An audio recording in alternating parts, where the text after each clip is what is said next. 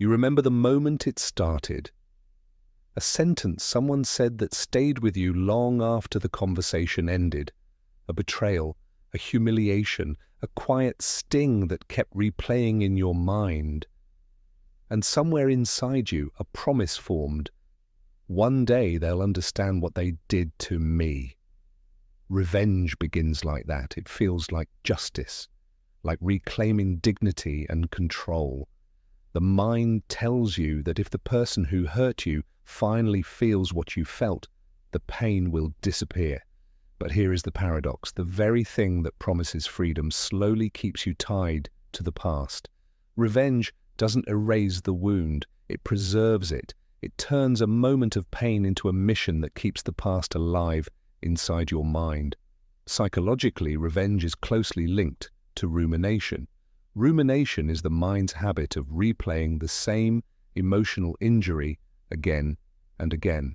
Imagine your mind as a courtroom that never closes. The memory becomes the prosecutor, constantly presenting evidence of what happened. Your imagination becomes the jury, replaying what should have happened or what will happen when justice finally arrives. Neuroscience shows that when we dwell on these thoughts, the brain's default mode network becomes highly active, the same system responsible for internal storytelling and self-reflection. Each time you replay the betrayal, your body reacts again. Stress hormones rise. The wound opens again. Revenge doesn't resolve the pain, it keeps the emotional story running. But the deeper cost of revenge is not anger, it is the quiet loss of peace. In order to seek revenge, you must keep remembering the injury. You revisit it, feed it, and carry it with you. Carl Jung once wrote that what we resist not only persists but grows. Revenge turns pain into purpose. The wound becomes something you protect, something that quietly shapes how you see people and trust others.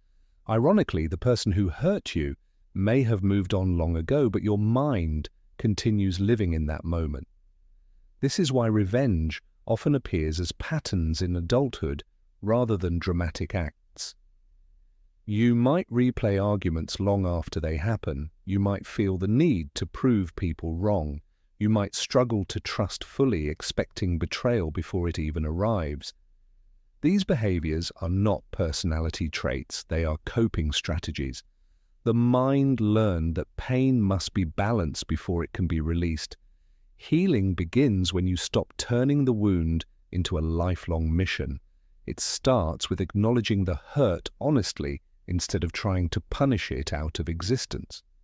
Psychologists often describe this as reclaiming the inner self, offering yourself the understanding that may have been missing when the injury happened. When anger is understood rather than suppressed, it often reveals something deeper, a wounded sense of worth.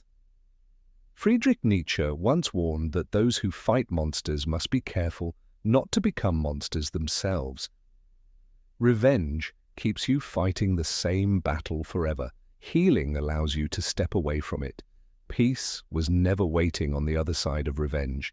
It begins the moment you stop allowing the past to control the story of your life. The goal is not to erase the pain, but to grow beyond it, to become someone whose future is no longer defined by what once hurt them,